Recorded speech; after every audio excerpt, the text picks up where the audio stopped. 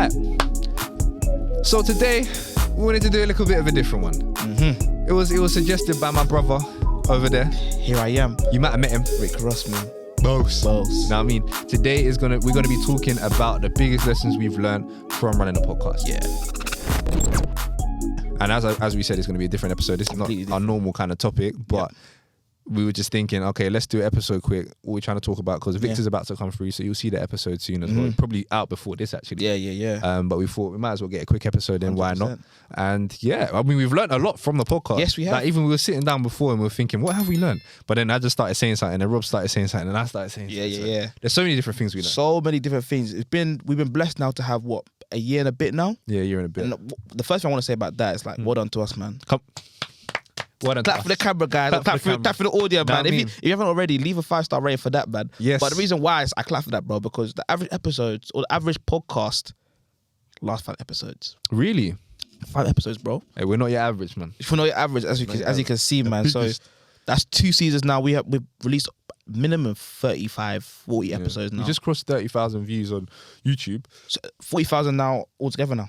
Yeah. So that's crazy. 40,000 streams, millions of views on social media, courtesy of the whole team. We got Grace inside too. Mm-hmm. So yeah, no, I mean, as John said, we literally wanted to do a quick episode. I kid you not, we probably spoke about this for like 10 seconds. Put the camera on, kept them moving, man. So yeah, bro, let's talk about, man. First things first. These are the best episodes. Precisely, bro. man. So first things first, in terms of lessons I've learned through this is we spoke about it together actually. Yeah. Trusting the process, man. Yeah. There's some days we just don't want to do things, man. There's been days where, so John does editing, I do the inside the YouTube stuff, and I wake up in the mornings, Sundays where if I had a late Saturday, I wake up in the morning like at 5 a.m. or 6 a.m. in the morning. You guys don't see what we do. I'm just like, I can't be bothered to do this, man. But that's a lesson in itself. I Why can't are be you bothered. leaving it to Sunday? Yeah, no, bro. But then that's another lesson in itself as well. Maybe I need to be quicker with the editing, because sometimes when I edit, it's a little it doesn't give Rob a lot of time to do what he needs to do. Yeah. But sometimes I'll edit like it'll be ready for the a truth week. say, And you like actually do. the day of your editing. Yeah, Tuesday you do. So there's like literally lessons in every single little thing that we do. Every single thing, all about making the process more smoother. But as I say, I digress. So I wake up something like 5 a.m. in the mornings. I remember one time, guys, let me tell you this, we had a big episode. I forgot who it was. Was it a guest? Yeah, it was a guest. It was like a long one, right? I woke up around, I went to sleep around 12. No, 1. I was waking up at 4 a.m. I had to go to church early in the morning. So I had to wake up at 4 a.m. to 7 and do the episode. I was sleepy in church, fam. Wait, hold on. Wait, when did I have it prepared? It wasn't like the one. No, I think it was actually. Was it the day before? No, I think you prepared it like a week before. It was a week before. I believe so. No sympathy for this man. No, I just want you to say no. I want you to know no sympathy for this man. No, but this episode was ready for 7 days. No, but then to be fair, in my defense, my Mondays, Tuesdays, Wednesdays are packed. Okay. My Thursdays are my rest day. Okay. My Fridays I'm in church. Okay. Or in the studio. All day. After work. So you're in the church or the studio? Yeah. What do you do when you get home? So work, Yeah. church on Friday. Yeah. And then Saturday I like to edit my stuff. But usually if I go on a Saturday, then the Saturday is a bit peak. So I wake up early on a Sunday morning to get it done. Anyways, I digress. I woke up at 12 o'clock. I went to sleep at 12 o'clock. Woke up at 4 a.m. 4 hours sleep. I did the episode. I was sleepy in church. But my whole point is this, right? Trust the process, because you don't know what's going on. But bit by bit, when people coming up to us, we went to InvestFest. Yeah. They've seen people who are impacted by your work. You realize those 6 a.m. wake ups are actually more worth it. Yeah. You actually realize those times we don't want to do it are more worth it. You realize that those trips, those hour-and-a-half journey trips we take are more worth it. So that's probably the number one thing I would say first of all. Trust the process, brother. I remember I heard this video. I watched this video the other day. Yeah. And it was this guy who was releasing these videos about who was he talking to? He was talking to a CEO cast. No, not CEO cast. Diary of a CEO. Okay. Stephen Bartlett. Yes. He was speaking to him and he was saying how he did all these like relationship videos on YouTube. Yeah. And saying, oh, this is like, he done relationship coaching and such. Okay. He's getting like 12 views. Wow. Like 12 views every time that he uploaded. I think he was getting like 12. And he said like 9 of them was his mum or something like that. You know how it goes. Big up Mumsy, Big up Mumsy, man, auntie, all the time. Come on, man. He was saying that a lot of them were his mum and whatever, and there wasn't many people watching essentially. But until one day when he got the call, and apparently one of those 12 views was Oprah. What? Was Oprah. How'd she see that? Because someone a year ago, he's been making content all this time. Yeah. A year prior, he'd worked with them. I think it was for free, pro bono. Yeah. He worked with them for free to help her solve things in her relationship, I believe. Wow. And then she was on a PJ with private jet. For those who don't know, obviously, if you're not about that lifestyle, then you wouldn't know. This guy's too rich for her. I'm joking. Hey, but you will be though. I will be. One day in it. They're actually really bad for the planet, private jets. That's what I've been hearing. I can imagine. It makes sense. I can imagine. That's terrible. But anyway, she was on a private jet. We won't be in the private jet. Then. She maybe we'll. I made the same face. I said, she was on the same private jet as Oprah, right? Yeah. Because she worked. But we should messed up sponsorship for these for who? For these sustainable brands now. What do you mean? But I'll say we will get a private jets now.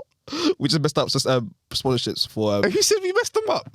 It's true. Do you know what I mean? Forget that. So she was on the same private jet as Oprah because she worked for her. Okay. And then Oprah said, I really need someone for this section. We need someone to help with this. And she was like, I know a guy. And he actually makes content. So she was able to follow his content throughout, like, however long he was doing it. Is he American or English? Views. Yeah, American guy. Okay. Throughout however long he was doing it. And essentially she brought him on board. It's crazy. She was one of those views. It's crazy, man. Never, bro, Oprah, like, do you know how big that is, bro? Never ever despise the small beginnings, man. Never. And like, we'll talk to ourselves too, but we'll talk to you guys too. Whatever you're doing right now, your art business, even the corporate space, anything you're doing, university, don't despise the small beginnings, man. Because the truth of the matter is this, right? Not everyone will see you at the beginning. And that's okay. In fact, that's even better that way because then you can make the mistakes in the dark. So when you're prepared, you put the work in, and you've also developed as a person, that's when the perfect time will come. So that's an amazing point. That's an amazing story right there about trusting the process, man. I like that. And even, it's not just that as a lesson. There's also been the lesson of everything happens for a reason. Talk to me. There's been certain times when we haven't got to the studio on time, or we have got to the studio on time, and for example, like a guest couldn't come or something like that, and certain things have happened because of that. And because we kept pushing, even like, let's say, for example, we were in here trying to record and we couldn't get an episode done in like an hour. That's happened before. We've literally just been sitting in this exact same position, trying to get an episode done, but it just wasn't working. I said to Rob, bro, I'm not feeling this. Or Rob said, bro, I'm not feeling this. Or let's do something different. Let's try a different title. Something just hasn't worked. And there's been situations after those situations which have made us think everything really does happen for a reason. We've met somebody, we've done something, we've gone somewhere, spent some quality time together as well. That's important, man. Extremely important. And that's another thing I've learned as well in terms of even when you're doing a venture with someone, it's important to have time aside from that to actually be with that person. Because before all of this, we're friends. After all of this, we're friends. Friends and brothers, man. Brothers through all of this, we're friends. You see what I'm saying? So that's also another part that you need to water as much as you need to water this part of things, which is purpose-led. I'm getting a clip from the clip man itself. That's so good. I remember we spoke about this a few months ago when I was at university. Said we want to make it more intentional. We've been doing that more. So link up with the mandem now. Obviously, we can still do more. But we're making the right progress, which is good. But also, even the meetings we have too. Is like we have meetings, but it's just like a catch up too, man. But yeah, bro, you want to continue? No, that's what I have to say about that. Nice. I feel like there's so many different mini lessons which all kind of go into. When I say they go into a couple lessons, I think they're all kind of related. Yeah. They're definitely related. Go on. So, another big lesson I've learned through this journey is two's better than one, man. So, like, there's been times, as John said, where he doesn't want to do anything. I'm like, bro, let's run it, man. Vice versa, I don't want to do anything. Bro, it's like, run it, man. Let's just do it. Let's just force one out. By anything, you mean like, let's say like a podcast, for example. Yeah, a podcast. Or like, even times where we're like, do you want to go to the studio today? I'm like, nah. John's like, no, let's just go, man. We go, magic happens, man. I never say no to the studio. Yeah, you don't say no to the studio. I never say no to the studio. I'm like, oh, bro, like... And that's what's not... I drive. I have to drive here. Rob's saying no. And he's just going to be in a passenger, like, just calm and play music. You know, he got good taste, DJ, though. Man. But yeah... Big up DJ JK. Big up DJ JK. But that's the thing, two's better than one, man. There's been times where I don't want to do things and John doesn't want to do things, but we still get it done because you have each other there. And to anyone who's out there thinking to themselves, right, like I'm doing this journey by myself on my solo venture, please, practical tip for you right now, get someone to hold you accountable. We'll talk about this in the car, about accountability. It's so important on the journey of entrepreneurship or even anything in life. I remember I was watching Big Up Victor, the Valuable Podcast. Him and Denzel were talking. And they were talking about how Denzel has his goals split up in 5 areas: physical, emotional, spiritual, physical, spiritual, financial. I said bears there. Yeah. But he said when it comes to his physical goals, he has accountability partners. So I'm even part of that accountability partnership group, right? So on Snapchat, like there's a group, we have bare people in it. So you have to put your gym work in it every single day. That's accountability. So to anyone right now who's doing a solo venture, find accountability partners. But link it back to us, one of the biggest lessons I've learned is the importance of having people around you. So just off the back of the accountability partner thing, if you want to find an accountability partner, we're actually starting a community. Or we, I guess, reviving a community, because there's one on there. We have a group chat on Telegram, but it's not like in it right now. But we have a Discord that we're working on, but not everyone uses Discord, so we're just deciding on the correct place to house our community, because you want the people inside, like the people who watch our content, to be able to, you know, communicate, meet each other, and actually be able to talk about accountability and keeping each other accountable, and actually get to know each other and build those deeper connections. Because ultimately, if you're watching this content, the other people who are watching this content, you might get along with them, probably because they hold the same things near and dear to their heart. Like even at Invest Fest that we went to the other day, even when we were there, everyone that we ran into, they were cool people. 100%. We were all there for the same reason, and they're all doing something, or they aspire to do something, and they have that mindset of, okay, if I'm at least, let me just be in the environment and just take it in. You actually never know what an environment could do for you. It might not necessarily come to fruition now, but 10 years down the line, you're reflecting, like, raw, that moment there was at Invest Fest really shaped the next 10 years of my life. So that's an amazing point. Accountability in groups and being around the right people is so important. And sometimes it's not even just one thing. It's not even just the Invest Fest. It's just about going to Invest Fest and that's what I'm being saying. around someone else and everything coming together like a big catalyst. Yeah, precisely, brother, man. Another point I will say when it comes to the lessons learned through this podcast is, regardless of the fact that, and I'm very grateful for this, in the first year, 40,000 streams now, millions of views on social media, the biggest lesson I've learned, and I know my brother will share the same thing too, is impact over impressions. Because we can get all the views in the world, but when people come up to us and tell us, you know what, I was in a dark place, man. I was in a dark place. Life was bleak. I felt out. I felt down. I didn't know what to do. You felt down and out. Down and out. But then when I saw your podcast, things started to change for me. That to me is the real joy, and I'm sure my brother shares the same thing too. And that's something which is probably one of the biggest takeaways I've had from this podcast: impact over impressions. Because the truth of the matter is this, right? Yeah, you can have all a million views in the world, or you have all the money in the world, but you make an influence. Pastor TD Jake said this, right? It's one thing to have affluence, but it's another thing to have influence. Affluence is money. Influence is change. When I say impact over impressions, put that in, replace that with affluence, the money. Influence is the change. So I want us to make change for people, and that's what we're doing right now. So that's probably one of the biggest lessons I've learned through this. Of course, affluence is all nice, but I want influence before that. And I know my brother does too. And the main thing about that too, right? When you go after influence before anything, when you go after impact before anything, everything else comes to you.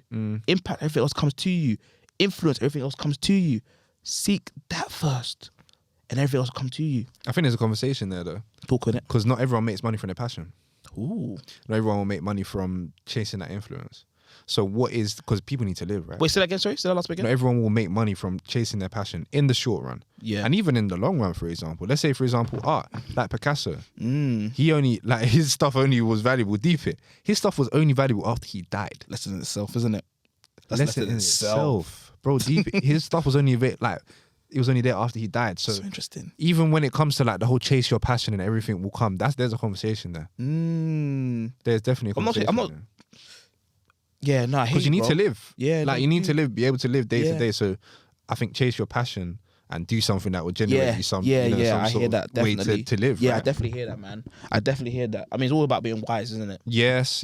And what's the word? Is it discernment? Yeah, that's it. Discerning. Yeah, 100%, man. 100%. I like that point there. Do you have any other lessons you learned so far? There's more, but they haven't come to my head. Right. Anything about the live podcast? Oh yeah, the live podcast. There's so many lessons there. So we have live podcasts, by the way. Yes, we do. We're gonna have another one on the 18th of December. Yes. And have a guest, all that kind of stuff. Rare, all that kind of stuff. But we probably even input a little bit of an ad here. We need to shoot a little thing in a sec, actually. But I think I heard some Drake playing in the studio, so there's probably someone using it. Oh, right. Okay. Yeah, cool, in a white bit. Okay. But yeah. So even at the live podcast, what I've learned is we have a natural ability to speak to people. Yes, we do. And to display ourselves on a platform in front of many people. I didn't realize this. We got told this. Yeah. And that was a nice realization because like even put more confidence in me to even, you know. You're a great speaker, brother, man. Thank you, bro. You're a great speaker, and to be even more confident on stage. Yes, yeah, which is cool. And even the organization of it all, actually bringing stuff like this together and making it a reality. Like we took an idea and then we made it a reality. Big up Gracie as well on the team. Gracie, like man. we all took this idea and we said, okay, let's make an event out of nothing because ultimately it's just our audience. Yeah. But then we've taken our audience and we've taken a location and our podcast and we put it all together. It's crazy. It all came from a clubhouse room, you know, bro. All came from a clubhouse room. And what's funny is that it's funny how cyclical it is and how everything comes around in a circle, like life, right? Like a circle. Like a circle. Everything comes full circle, like a circle. Where's that even from? I don't know what from a episode clubhouse that's from. room. Oh, it was a clubhouse room. Okay, yeah. That was the funniest thing Rob has ever said. He was doing some deep thinking, and he said, "Bro, yeah." He's like, "Bro, you know what? In life, like life will come full circle, like a circle." Listen, it was funny to me at the time, and you had to be there. I was cracking up. This was on Clubhouse, yeah. I remember like people were putting their mics on and off. You know how that's like how people communicated. Yeah. I had my mic off and I was laughing. Well, you know the funny thing about this? That just shows you something, right? If you say something with confidence, people will back it.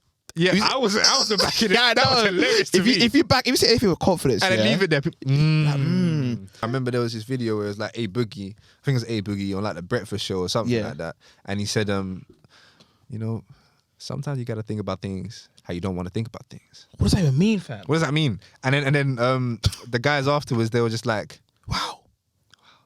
And then someone said, what does that mean? He's like, I don't know. And the other guy, and then they just started laughing. And then the other guy was like, bro, I was about to hit you with a, Because if you say something in confidence, people will believe it.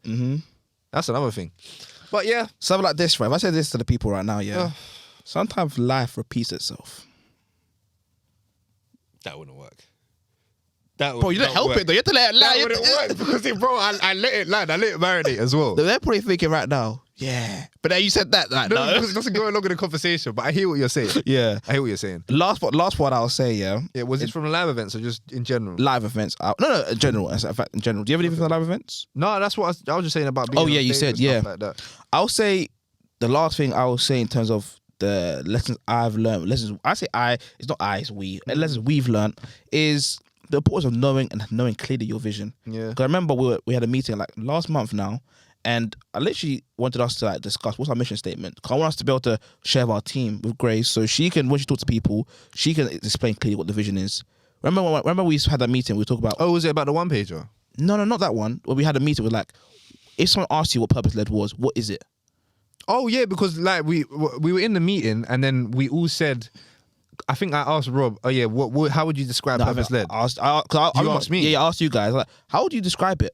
Okay. And then we kind of said things, but I think my one was a bit too long. Yeah, like because when you described it, I was like, bro, that is way too long. That's way too long. I let you land, and I was like, bro, that's way too long. And then I said what I thought. No, Grace said what she thought. Then I said what I thought. I said, or one of us said, let's come to an agreement of what we can say, and then we can just say this one thing. And then whenever someone asks what purpose led is, we just say that. That's it, man. And that's probably one of the most important lessons I've learned, because it's important to be able to articulate your vision clearly so people can understand it in a quick way.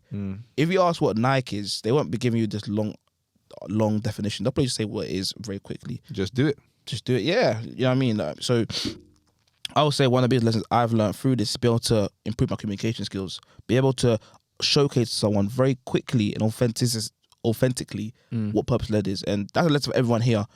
Anyone's got businesses, anyone's got a brand, work on the ability to be able to convey your message in a quick way so that you can build connections with people and people can understand your vision in a quick, sophisticated way. So easily. Yeah, basically. So they can understand it easily, yeah. So that's I don't know how many lessons that was. That was quite a few. Like 5, 6? That was more than 6. Was it? Yeah, because there was a point where we were just going, oh, that's a lesson. Oh, that's yeah. Let's say that 10. Yeah, there was quite a few. So we could even say like the 10 lessons that we've learned. Yeah. And if we have any extra, we just call them bonus ones, yeah? Word. How many months are we in now? 14. How many what? How many months are we in now to Purpose Led? August, September, October. basically 15 months in. So 15 months lessons so far. But anyway, guys, we got another episode coming up now. This is a little quick one, we said, just to keep it moving. But yeah, just off the dome, I love this episode, bro. How do you find it? Great episode. As always, we are the Purpose-Led team. Have an amazing day. Look after yourselves. And also below, if you haven't already, leave a comment and tell us your biggest lesson you've learned from your journey of life so far. I know it's not the same as the podcast, but we want to hear your biggest lesson you've learned in life so far. What's your biggest takeaway from your own journey so far? Because everyone's running their own races, so we want to know yours. Anyways, have an amazing day. See y'all later. See you later, man. Bye.